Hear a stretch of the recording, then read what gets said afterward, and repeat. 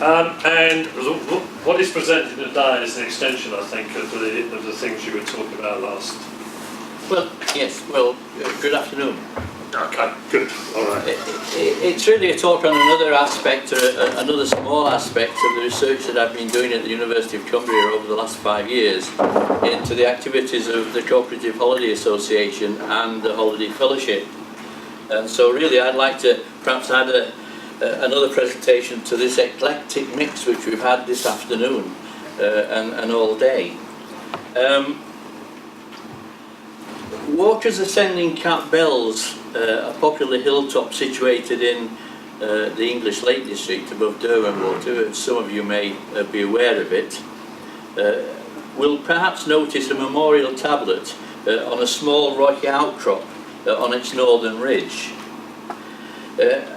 This photograph actually shows an interesting point that in the old days, in the 1940s, when this memorial was put there, the main route up Cat Bells was up this route here. People scrambled up this little rocky outcrop. Over the years, as you know, walks change and footpaths are improved and all the rest of it. The walk now is nicely graded around the top of it and down the left-hand side, which actually means that the majority of people who go up Cat Bells don't see this because they're wandering like those people you can see on the photograph and miss this tablet. And this tablet is dedicated to Thomas Arthur Leonard, who was born in 1864 and died in 1948.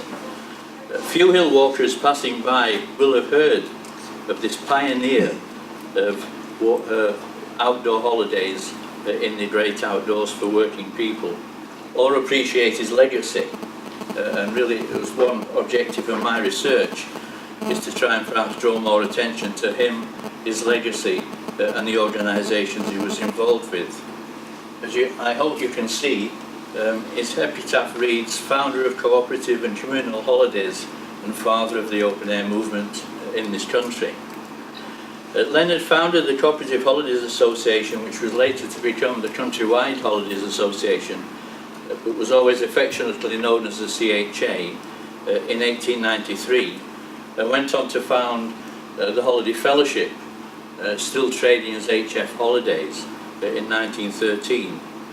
He was also instrumental in the establishment of the YHA, the Youth Hostels Association, in 1930, and the formation of the Ramblers Association in 1935, of which he was the first president until 1946. And I have to say, if you speak to many Ramblers who are members of the Ramblers Association, will never ever associate Thomas Arthur Leonard with the Ramblers Association. He's really an undervalued pioneer. He also strongly supported the National Trust, founded in 1895, and was a stalwart of the campaign for national parks. He was a founding member of the Friends of the Lake District. The CHA, the Cooperative Holiday Association, formed in 1893 when Leonard was a congregational minister in Lancashire, in Colne in Lancashire. It was established to provide simple and strenuous recreative and educational holidays which offered reasonably priced accommodation that meant for a week's wage, and promote friendship and fellowship amid the beauty of the natural world. The emphasis of these rational holidays was on both spiritual and physical renewal through communal walking and social activities, through religious observance and the prohibition of alcohol. They were a reaction to the trivialisation, if you like, and the commercialisation of increased leisure time, which we've all been hearing about in the late 19th century.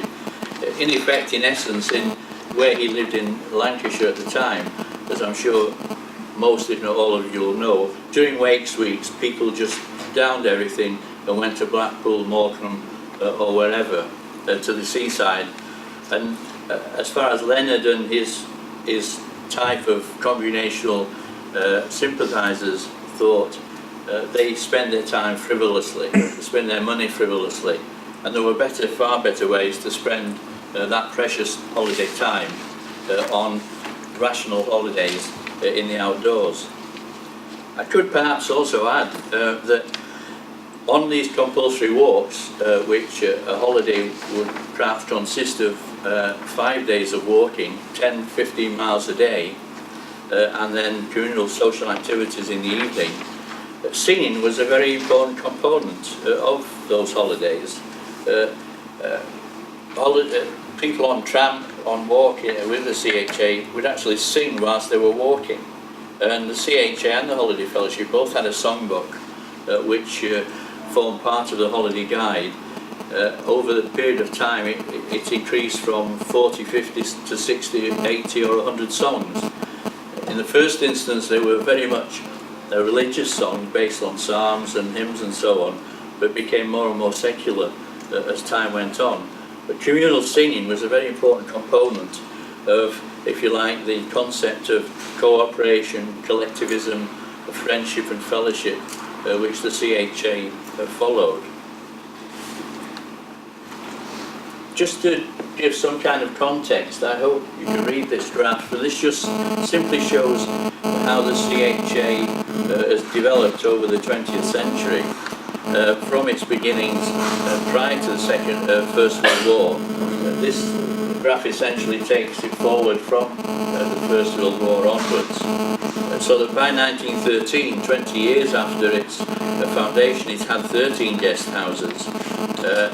And these gradually increased through the 20s and 30s, reduced during the Second World War, reached a peak in the 60s and 70s.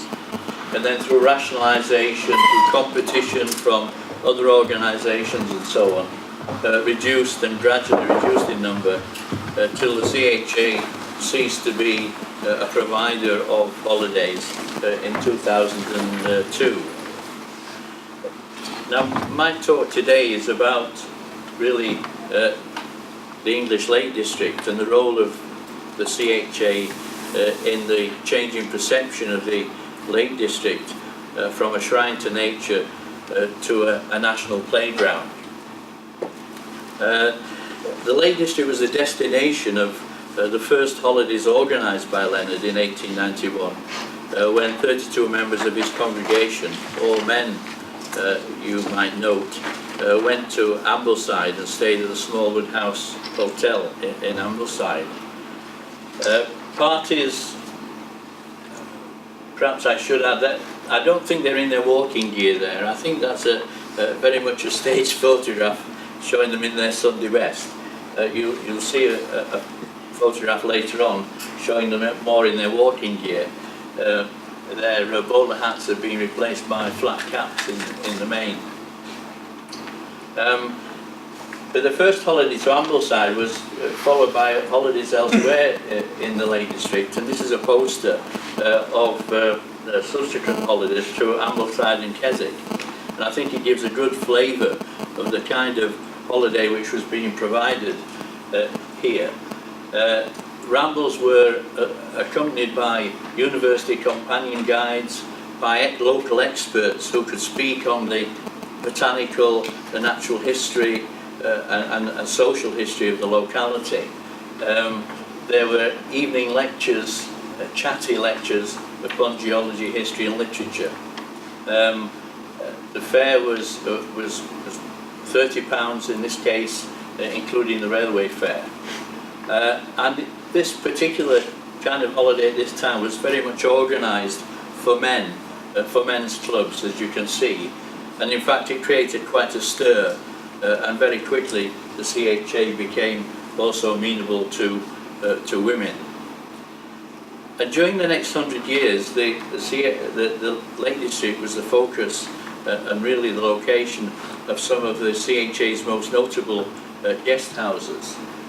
The first property which the CHA acquired was Newlands Mill outside Keswick, an old woolen mill that had latterly been used as a graphite factory making pencils for the Keswick Pencil Company. And that was converted, as you can see in there. Leonard is quoted as saying, "We converted this drab, dirty old mill into a place of sweetness and light. And for many years it provided holidays at 22 shillings and sixpence a week. It was Spartan, as you can imagine. It provided strenuous, simple holidays, dormitory accommodation, no running water. Most of the water was taken from the beck that goes under the mill, and where people got bathed and showered and bathed and washed and so on. And it remained an outdoor centre, and still remains as an outdoor centre run by a private company. The success of Newlands led to the purchase of other centres in the Lake District. In 1912, Stanley Gill House in Eskdale was acquired, and this provided accommodation in the more remote western part of the Lake District, much closer to Strawfell and Great Gable and the higher hills of the lakes. This was followed by the purchase of a house in Grasmere, just outside Grasmere, Forest Side, in 1925, at a period when old country houses were coming onto the market very easily, and there were many available at low prices, which was at the end of the day perhaps one of the undoing of the CHA, in that although they were cheap to buy, they were very difficult and expensive to run.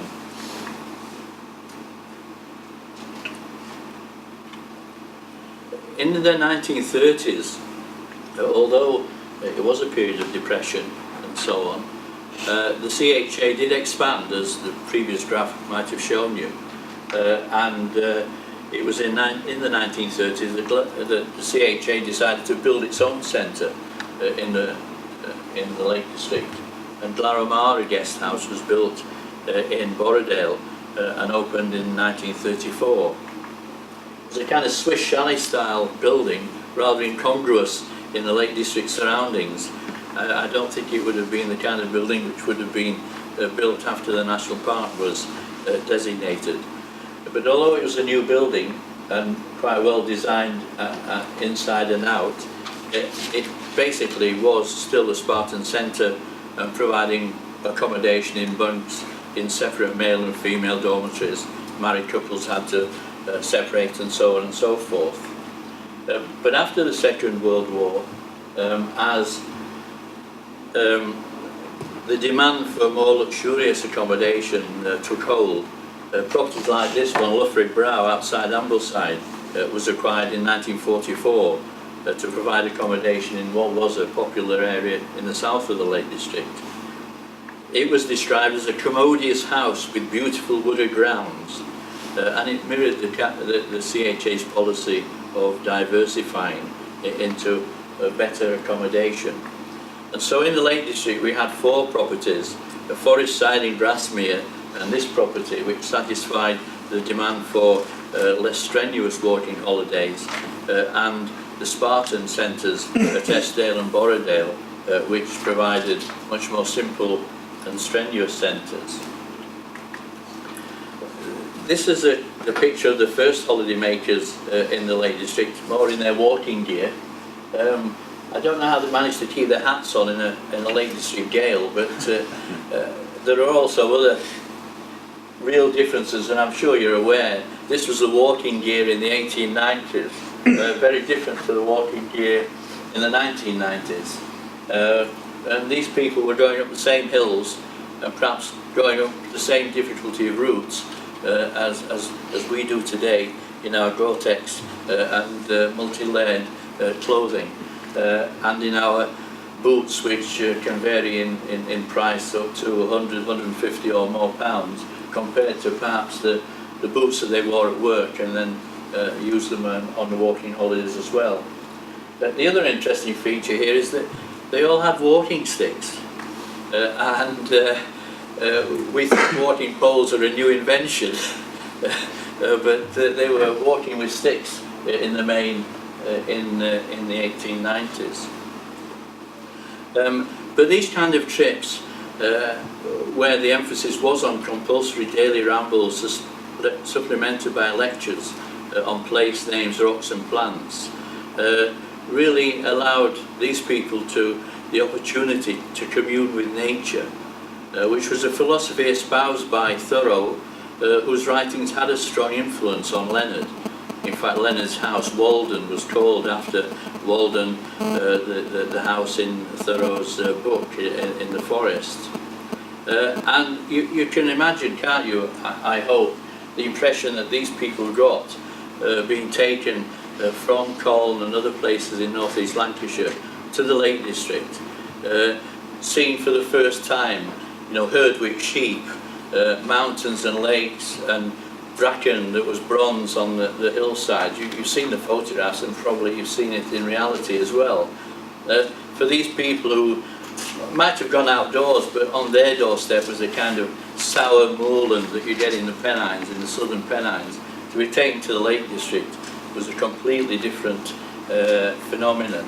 And you can, I hope, see how that would really replenish them, not just physically, but spiritually as well. And perhaps for a lot of people today, it still does the same.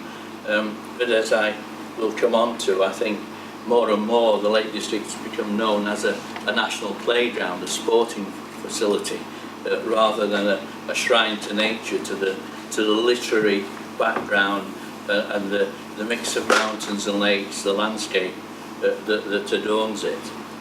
And quotations from the CHA's magazine and from contributions which members made, the ordinary members of these walking groups, not by Wordsworth or by some literary genius. This is an ordinary working man from the northeast of Lancashire who wrote that. And I wonder how many working men from Lancashire would write that today.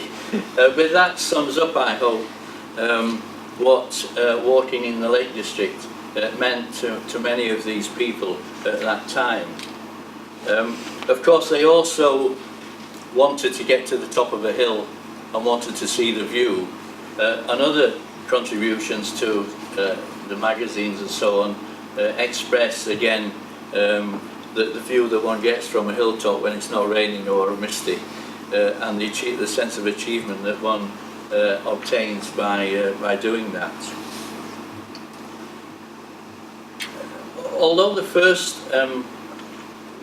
walkers were from North East Lancashire and were ostensibly all male, as time went on, the CHA did attract more and more women, and this photograph shows a group in Glaramara Centre where half and half of the members were male and female.